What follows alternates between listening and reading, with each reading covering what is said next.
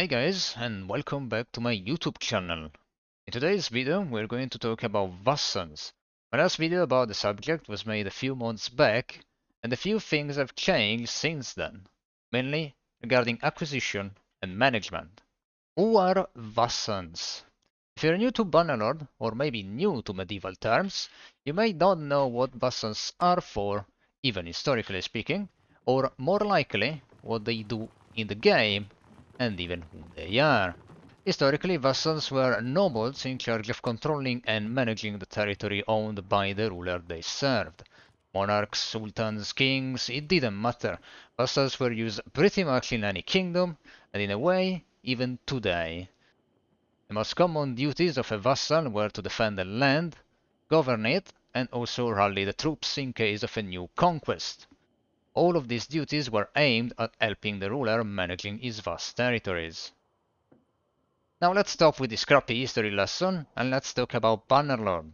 In Bannerlord, vassals are hero characters and can be found in the encyclopedia under the heroes page by selecting the noble category, not to be confused with other hero characters like mercenaries, who can get recruited to fight alongside a faction and leave at any time.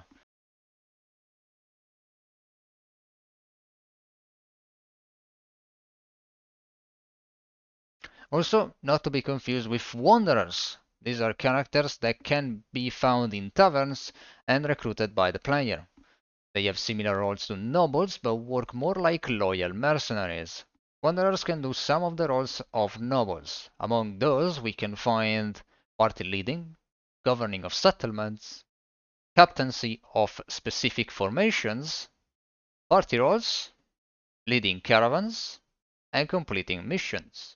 But unlike nobles, wanderers can't create or join clans outside of the players. The main role of a vassal in Bannerlord is to help a kingdom defend and conquer. A few moments later. Although a good axe can do the job even better if you don't mind massive hatred and dealing with other people. You probably aren't that kind of player. Or are you?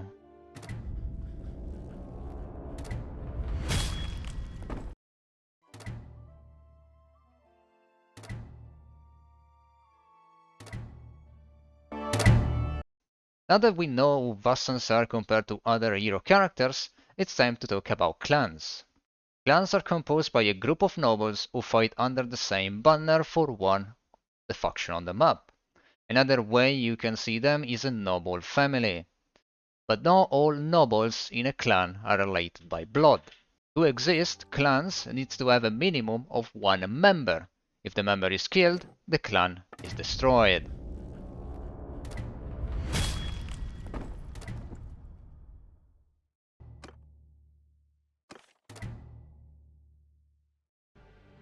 The maximum number of members a clan can have is basically infinite. Depending on the clan tier, clans can field up to 4 party leaders, the clan leader always being prioritized on the ground. Clan members above the age of 18 and that can't be fielded on the ground will take on the governing duties of a settlement. Even in this, the clan leader has priority. This can happen after said leader was released from prison and the clan is already fielding 4 active party leaders.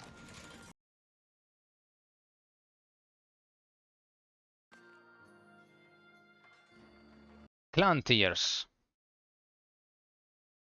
At Clan Tier 1, the AI will have only one available party. The clan leader will receive 25 additional units, while every other member of the clan will receive an additional 15. At Clan Tier 2, the AI will be able to field 2 active parties. The clan leader will have an additional 50 units, while every other member will have an additional 30. At Clan Tier 3, the AI will be able to field 3 parties. The clan leader will have an additional 75 units, while the other members will have an additional 45. At Clan Tier 4, the AI will be able to field 4 parties. The clan leader will have an additional 100 units, while the other members will have an additional 60. At Clan Tier 5, the clan leader will have an additional 125 units, while every other member will have an additional 75. A clan tier 6, the clan leader will have an additional 150 units, while any other member will have an additional 90. Keep in mind that all of these bonuses are not cumulative. Let's talk about recruiting now. You may be thinking that any vassal will join you as long as you pass the speak checks and have enough money. Well, I'm afraid to tell you that it's not that simple. After completing my last Ironman campaign, fully streamed on Twitch, I realized a few things have changed in the latest versions of the game, both for the player and the AI alike. Vassals that own at least one fief, any fief, are extremely unlikely to join your faction, even if wealth is set to very poor or poor. The AI is much more aggressive when it comes to recruiting. As soon as you take their territory, the former owner clan will basically go broke really fast. The other clans can initially help him staying afloat, but not for long. In less than a year, he will be gone to a new faction if he is still fiefless. And once he is in that new faction, he may leave again for the same reason. How do you counter this? Recruit, and do it fast. Usually, as soon as I have around half a million and I am either done with a war or depleted on units, I go to my nearest garrison, drop some units in there until I get to 150.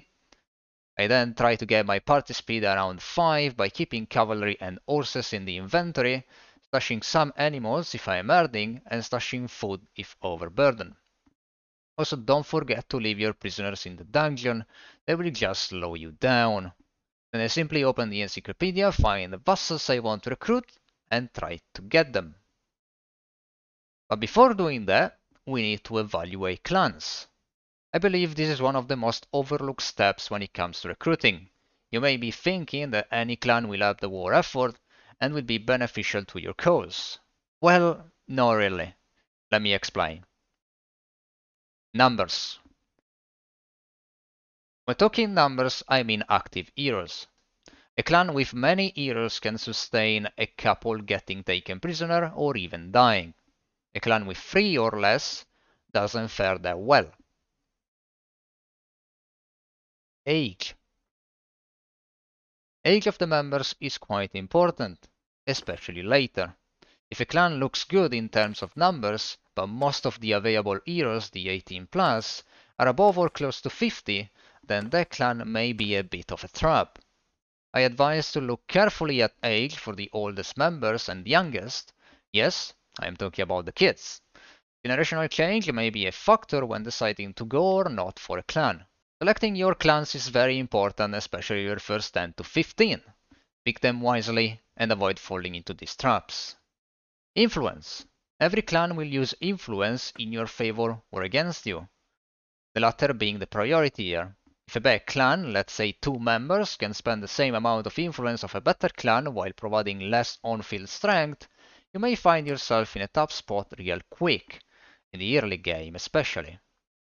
Let's combine that with the 10% casualty for heroes, and the bad clan may disappear in your very first fights, making your investment on them kinda pointless. Fiefs.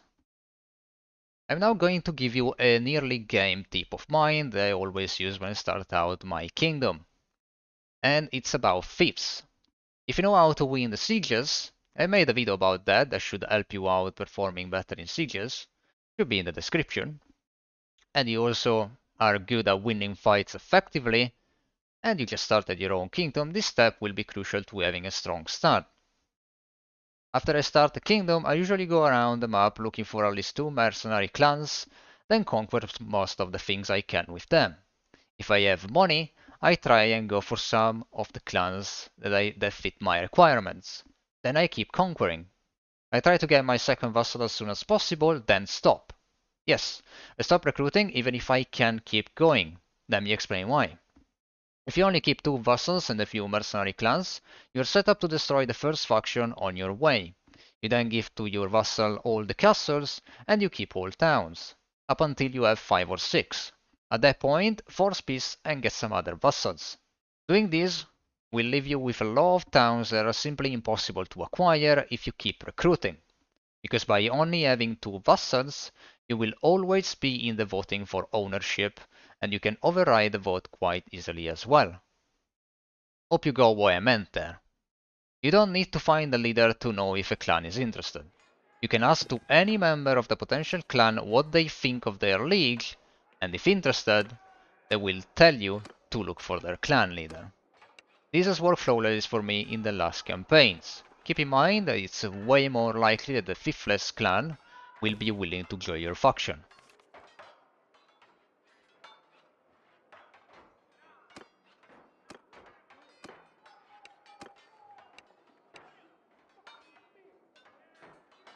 So let's say you found that one of the clans on your list is interested, and you are now seeking for the clan leader.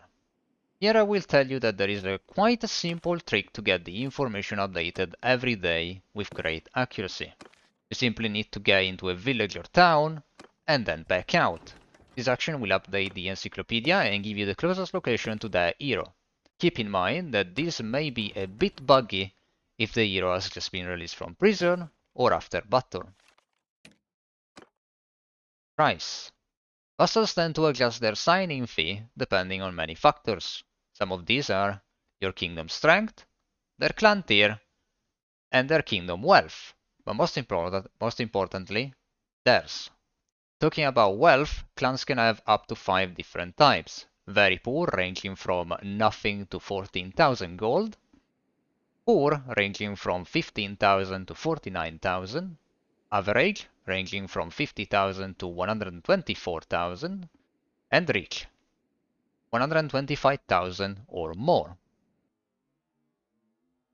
So now that we have all of these informations about how to find the perfect clan, let's talk about another step in recruiting, which is winning the speak checks. I have already talked in my previous video about how relations play into recruiting and what perks will make your life easier.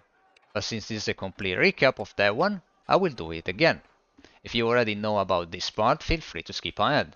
Relation is important when passing speak checks, not so much for lowering the price. Yes, it is very important and not to be overlooked. Also, increasing relation with enemies is quite tricky, and one of the best ways to do it is to prison breaks in the pre-kingdom yearly game and by releasing them. Keep in mind that to increase relations you don't need a specific member for their clan. Any will do. Athletics perk, having going, at 75 skill. This perk is easy to get and gives you a 30% increase over the base speak check. For example, if the base is 10, having going will bring it up to 13. 20 becomes a 26, 30 becomes a 39, and so on. Charm perk, meaningful favors. This will increase double persuasion success chance by an extra 10%. Work the same way as having going, so a 10 will become an 11, a 20, a 22, and so on. Combine the two and you get an extra 40% on doubles, an extra 30% on single checks. Final tips. The final tip to managing your vassals, especially with death enabled, is about calling them to your army. Try to not call struggling clans to your army, as heroes can only die if the player is involved in a non-simulation fight. Disband parties with less than 50 units from your army, as the risk of them dying is way higher than the strength they bring on the field. You can keep them if they are mercs. New mercs can respawn quite fast, so you don't really need to worry about them. If this video gave you the info you were looking for, then consider subscribing to the channel or liking the video, so that this info can be heard by more people in your same situation. I also stream on Twitch almost every day, the link to my channel is in the description. As always, thanks for watching.